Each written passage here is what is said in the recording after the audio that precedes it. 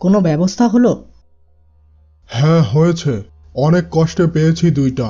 তুই খেলার দিন সকাল সকাল আমার এখানে চলে আসিস, দুইজন একসাথে বের হব। আমার নাম রাজেশ।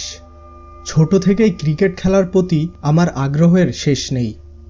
আমি অনেকবার স্টেডিয়ামে গিয়ে ইন্ডিয়া টিমের খেলা দেখেছি, কিন্তু কখনো কোনো বড় সিরিজের বড় ম্যাচ যেমন ফাইনাল বা কোয়ালিফাই ম্যাচের কোনোটাই দেখার সুযোগ হয়নি। তবে এইবার সেই অভাব পূরণ হতে যাচ্ছে আমার মাস্তুতো দাদা প্রভাসের মাধ্যমে। তার কাছ থেকে কেবল জানতে পারলাম যে সে আইপিএলের দ্বিতীয় কোয়ালিফাই ম্যাচের 2টি টিকিট জোগাড় করতে পেরেছে। আমি মনে মনে বেশ উত্তেজিত হয়ে যাচ্ছি যে আইপিএলের মতো এত বড় আসরের কোয়ালিফাই ম্যাচ দেখার সুযোগ পেতে যাচ্ছি। আসলে ক্রিকেটের প্রতি আমার ভালোবাসা এবং আগ্রহের পিছনে সবচেয়ে বড় অবদান আমার মাস্তুতো দাদা প্রভাসের। প্রভাসদা আমার থেকে 6 বছরের বড়। ছোট থেকেই প্রভাসদা আমাকে ক্রিকেট খেলার প্রতি আগ্রহী করে তোলে। প্রভাসদা বিশাখাপট্টনমে একটি চাকরি করে এবং সে সেখানেই একটি বাসা ভাড়া নিয়ে একাই থাকে।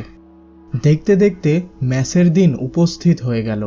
আমি সকাল সকাল খাওয়া দাওয়া শেষ করে বিশাখাপট্টনমের উদ্দেশ্যে আমার প্রিয় বাইকটি নিয়ে বেরিয়ে পড়ি। রাস্তায় তেমন যানজট ছিল না, যার ফলে আমি বেশ আরামেই বাইক চালিয়ে যাচ্ছিলাম।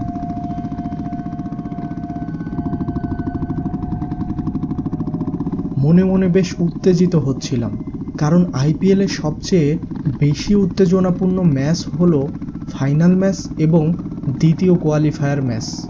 কারণ প্রথম কোয়ালিফায়ার ম্যাচে হারলেও একটি সুযোগ থাকে, কিন্তু বাকি দুটি ম্যাচের একটিতেও হারলে আর কোনো প্রকার সুযোগ নেই। প্রায় 1.5 ঘন্টা বাইক চালিয়ে আমি প্রভাসদার বাসার সামনে এসে পৌঁছালাম। বাসায় ঢুকে প্রথমে আমি ওয়াশরুমে প্রবেশ করলাম ফ্রেশ হওয়ার জন্য। ওয়াশরুম থেকে বের হয়ে দেখি প্রভাসদা আমার জন্য চা নিয়ে বসে আছে। আমাকে বের হতে দেখে প্রভাসদা আমাকে ডাক দিল। আমি প্রভাসদার সামনে এসে বসলাম। কিরে, আসতে কোনো অসুবিধা হয়নি তো? না দাদা, আসতে কোনো অসুবিধা হয়নি। রাস্তায় যানজট একেবারে নেই বললেই চলে। বেশ ভালো। তবে এতদূর বাইক চালিয়ে এসেছিস, অবশ্যই ক্লান্ত হয়ে গেছিস। যা, রুমে যেয়ে বিশ্রাম কর। আমি সেই সময় লাঞ্চের ব্যবস্থা করি, আর বিকেল হলেই বেরিয়ে পড়ব খেলা দেখার জন্য। আমি প্রভাসদার রুমে গিয়ে বিছানায় শুয়ে পড়লাম। কখন যে ঘুমিয়ে পড়েছি তা আর টের পাইনি। ঘুম ভাঙল প্রভাসদার ডাকে। তোকে অনেক আগেই ডাকতাম, কিন্তু দেখলাম তুই ঘুমাচ্ছিলি, তাই তোকে আর ডাকিনি। শোন, আমার অফিসে একটা জরুরি কাজের জন্য এখনই আমাকে বের হতে হবে। তুই উঠে ফ্রেশ হয়ে নে। ডাইনিংয়ে খাবার সাজানো আছে। আর হ্যাঁ, একটি টিকিট আমি রেখে যাচ্ছি। আমার দেরি হলে তুই খেলা দেখতে চলে যাস। আমার কাজ শেষ হওয়া মাত্রই আমি চলে আসব। আমি এর আগে বহুবার বিশাখাপট্টনম স্টেডিয়ামে খেলা দেখেছি। এই বাসা থেকে খুব কাছেই স্টেডিয়ামটি, তাই আমি খুব সহজে পায়ে হেঁটে সেখানে পৌঁছাতে পারবো। ঘড়িতে সময় 6:30। এখনও প্রভাসদা বাসায় ফিরি নাই। হঠাৎ আমার ফোনটি বেজে উঠল। দেখি প্রভাসদা ফোন করেছে। শোন রাজেশ, আমি অফিস থেকে বেরিয়েছি, গাড়ির ভিতর আছি। তুই স্টেডিয়ামে চলে যা। আমি সরাসরি স্টেডিয়ামে চলে যাচ্ছি। যার ফলে আমি একাই খেলা দেখার উদ্দেশ্যে বের হই। স্টেডিয়ামে পৌঁছেই দেখি সম্পূর্ণ স্টেডিয়াম দর্শকে পরিপূর্ণ। কেবলমাত্র আমার পাশের সিটটিই খালি। এদিকে চেন্নাই সুপার কিংস টসে জিতে বোলিংয়ের সিদ্ধান্ত নিয়েছে।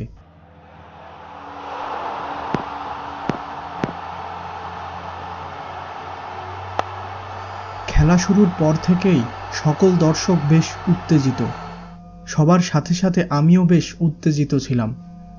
আর এই উত্তেজনার কারণেই খেয়াল করিনি যে প্রভাসদা আমার পাশে এসে বসেছে। অবাক হলাম যে সে সেখানে এসে আমার সাথে কোনো কথা বলেনি দেখে। হয়তো আমাকে বেশ উচ্ছ্বসিত দেখে তিনি আমাকে আমার মতো খেলা দেখার সুযোগ করে দিয়েছিলেন। কিছু সময় পরে একটি ব্যাপার লক্ষ্য করলাম। দিল্লি ক্যাপিটালসের উইকেট পতনের পর সমস্ত চেন্নাই সুপার কিংসের দর্শকরা আনন্দ উল্লাস করছে, কিন্তু প্রভাসদা একেবারেই চুপচাপ বসে আছে এবং এক দৃষ্টিতে খেলোয়াড়দের দিকে তাকিয়ে আছে।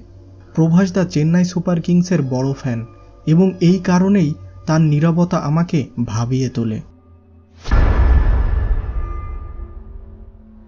হঠাৎ দিল্লি ক্যাপিটালসের আরও একটি উইকেটের পতনের পর দর্শকদের চিৎকারে সম্পূর্ণ স্টেডিয়াম যেন কেঁপে উঠল, সেই সাথে আমিও লাফিয়ে উঠলাম। কিছুক্ষণ পর আমি অনুভব করি আমার পাশের চেয়ারটি ফাঁকা। সেদিকে তাকাতেই দেখি প্রভাসদা নেই। সেই সময় ফোনের ভাইব্রেশন অনুভব করলাম। দেখি প্রভাসদা ফোন দিয়েছে। ফোনটি রিসিভ করে বুঝলাম ফোনের ওপারের কণ্ঠ প্রভাসদার নয়। তবে ফোন থেকে যা জানতে পারলাম তাতে আমি হতবাক হয়ে গেলাম। প্রভাসদা অ্যাক্সিডেন্ট করেছে। কিন্তু কিছু সময় আগেও প্রভাসদা আমার পাশেই ছিল। দর্শকদের চিৎকার আর প্রভাসদার অ্যাক্সিডেন্টের খবর আমি আর কিছুই ভাবতে পারছিলাম না। আমি দ্রুত স্টেডিয়াম ত্যাগ করে হাসপাতালের উদ্দেশ্যে রওনা দিলাম। হাসপাতালে পৌঁছে সমস্ত ঘটনা জেনে আমার মনে হয় আমার জীবনে সবচেয়ে বড় ধাক্কাটি খেলাম। আমার দাদা মারা গেছে।